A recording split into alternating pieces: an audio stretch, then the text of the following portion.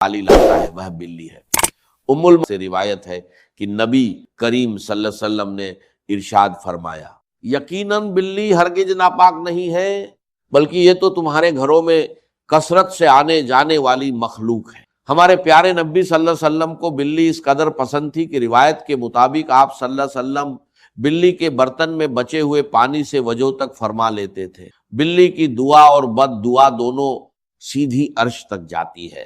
اگر آپ کے گھر میں بلی آتی ہے اور آپ اپنی حیثیت کے مطابق اسے روٹی کا ٹکڑا ڈال دیتے ہیں، دودھ یا پانی کا بندوبست کر دیتے ہیں، تو وہ خوش ہو کر آپ کے حق میں دعا کرتی ہے۔ جب بلی دل سے دعا دیتی ہے، انسان کے وارے نیارے ہو جاتے ہیں۔ نتیجہ اور التماس، محترم ناظرین، قدرت کے اس پورے نظام میں اللہ تعالیٰ نے ہر مخلوق کی ایک خاص اہمیت رکھی۔ اگر ہم اللہ کی بے زبان مخلوق پر رحم کریں گے تو عرش والا ہم پر رحم کرے گا اور ہمارے رزق کے بند دروازے۔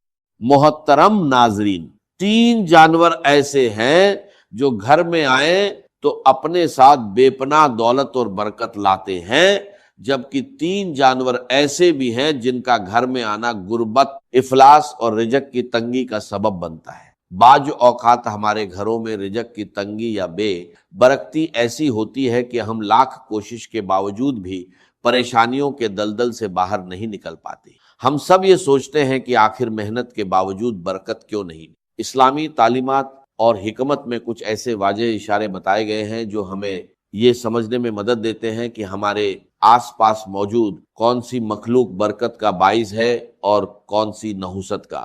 آج کی اس ویڈیو میں آپ کو ان جانوروں کی حقیقت اور ان کے پس منظر کے بارے میں تفصیل سے بتاؤں گا تاکہ آپ اپنے گھروں کو آزمائشوں سے بچا سکیں اور برکتوں کو اپنے گھر کا راستہ دکھا سکیں۔ یہ موضوع بہت اہم ہے، اس لیے میری اس گفتگو کو آخر تک لازمی سنیے۔ محترم ناظرین، اب بات کرتے ہیں ان 3 جانوروں کی جن کا گھر میں بسیرا کرنا، کثرت سے آنا یا رہنا اسلامی اور حکیمانہ نقطہ نظر سے اچھا نہیں سمجھا جاتا اور یہ گھر میں رزق کی تنگی اور مصیبتوں کا سبب بنتے ہیں۔ چیل ایک انتہائی تیز رفتار اور شکاری پرندہ ہے۔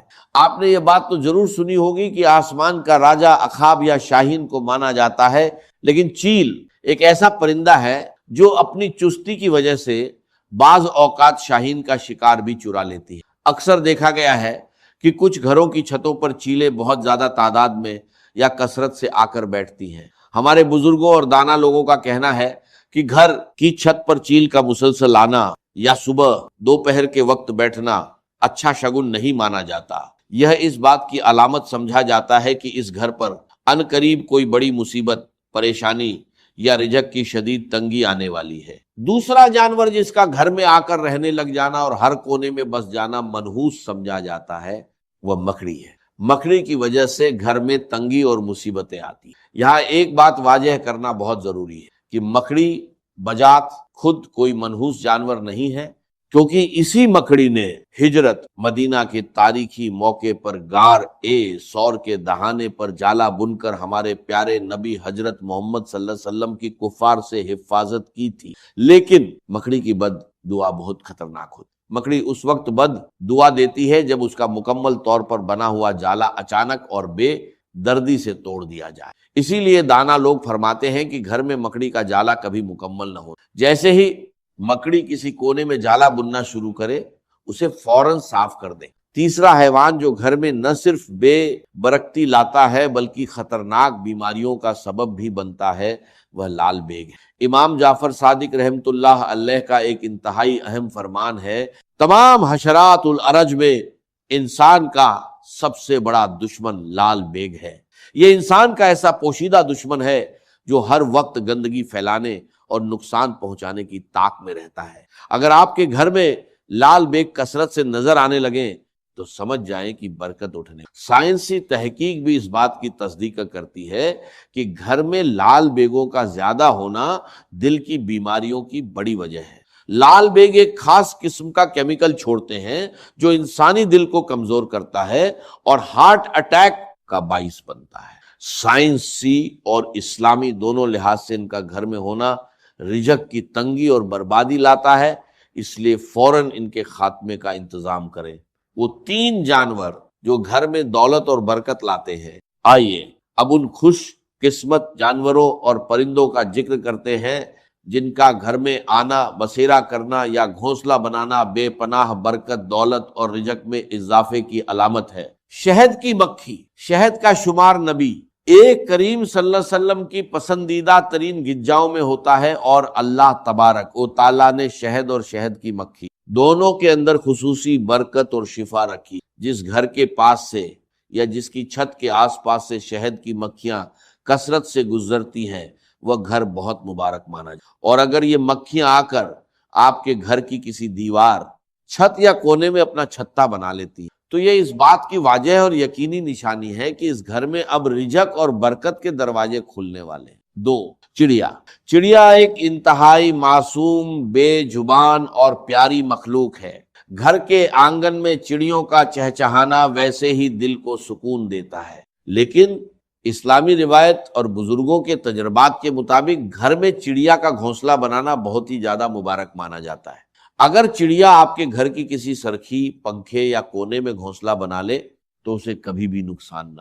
نظر بزرگوں کا کہنا ہے کہ چڑیا کا یہ معمول ہوتا ہے کہ وہ صبح سویرے اپنے گھونسلے سے اڑنے سے پہلے اللہ تعالیٰ کی حمد ثنا کرتی ہے، سبحان اللہ کا ورد کرتی ہے، اور اللہ سے یہ دعا مانگتی ہے، یا اللہ نہ صرف مجھے رزق عطا کر بلکہ جس گھر میں میں نے گھونسلہ بنایا ہے اس گھر والوں پر بھی رزق کی تنگی نہ آنے دے۔ تیسرا جانور جس کا گھر میں آنا، رہنا یا بچے دینا بے پناہ دولت اور خوشحالی لاتا ہے وہ بلی۔ ام المومنین حضرت عائشہ رضی اللہ عنہا سے روایت ہے کہ نبی کریم صلی اللہ علیہ وسلم نے ارشاد فرمایا، یقیناً بلی ہرگز ناپاک نہیں ہے بلکہ یہ تو تمہارے گھروں میں کثرت سے آنے جانے والی مخلوق ہے۔ ہمارے پیارے نبی صلی اللہ علیہ وسلم کو بلی اس قدر پسند تھی کہ روایت کے مطابق آپ صلی اللہ علیہ وسلم بلی کے برتن میں بچے ہوئے پانی سے وضو تک فرما لیتے تھے۔ بلی کی دعا اور بد دعا دونوں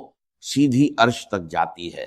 اگر آپ کے گھر میں بلی آتی ہے اور آپ اپنی حیثیت کے مطابق اسے روٹی کا ٹکڑا ڈال دیتے ہیں، دودھ یا پانی کا بندوبست کر دیتے ہیں تو وہ خوش ہو کر آپ کے حق میں دعا کرتی ہے۔ جب بلی دل سے دعا دیتی ہے انسان کے وارے نیارے ہو جاتے ہیں۔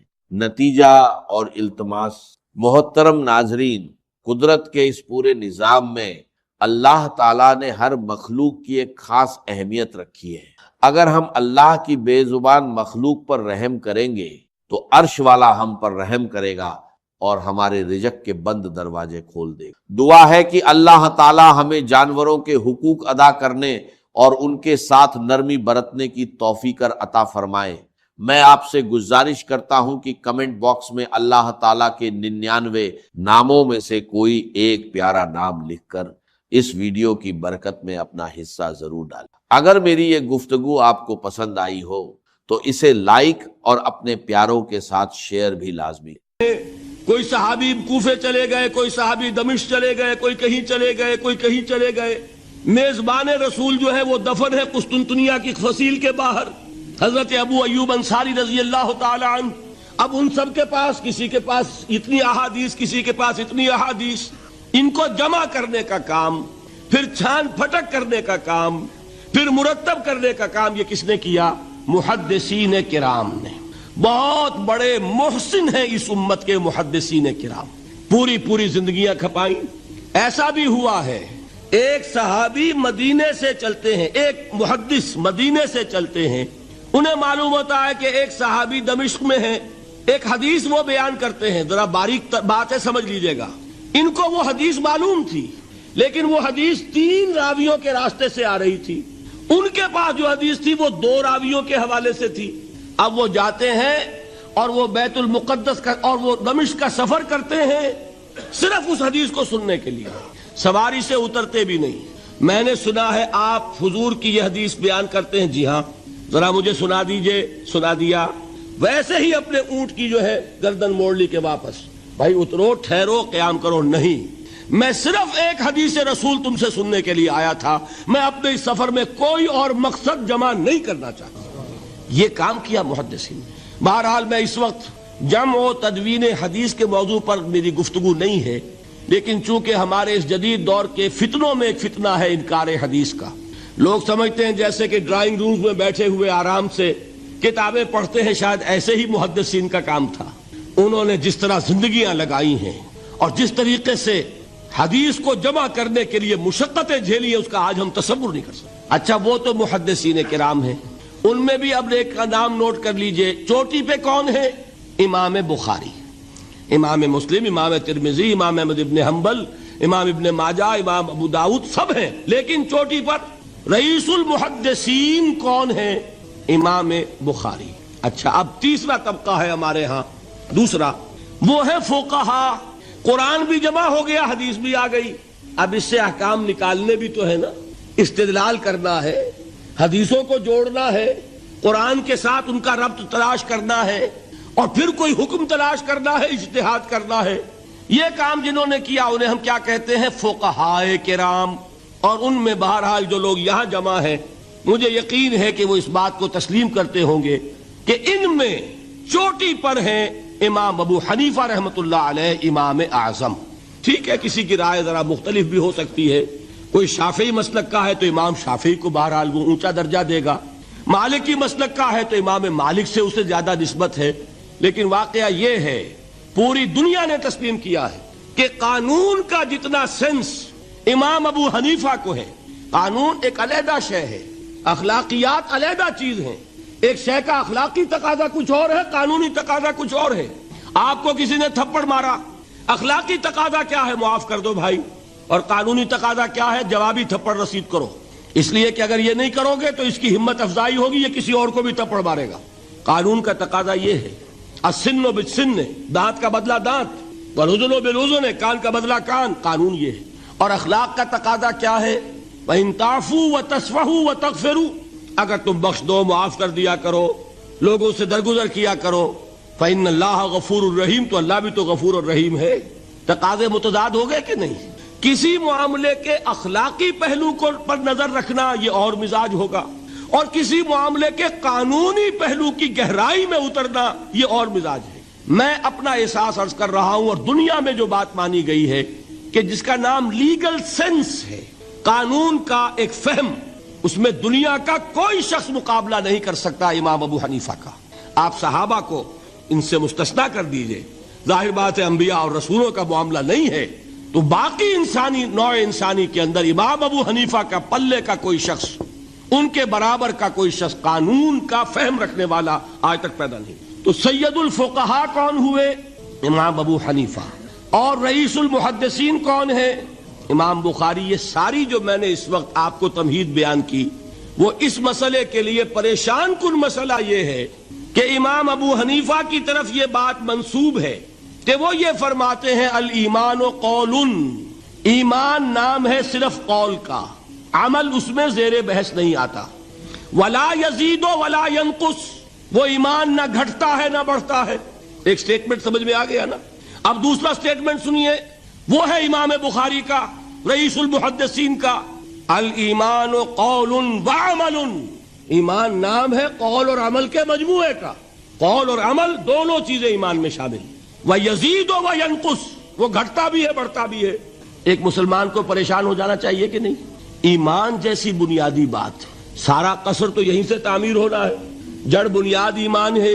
ایمان کے بارے میں کوئی 14ویں صدی کے 15ویں صدی ہجری کے کوئی علماء ہوں، بڑے سے بڑے ہوں، ان کا اختلاف ہو جائے تو تشویش نہیں ہوگی۔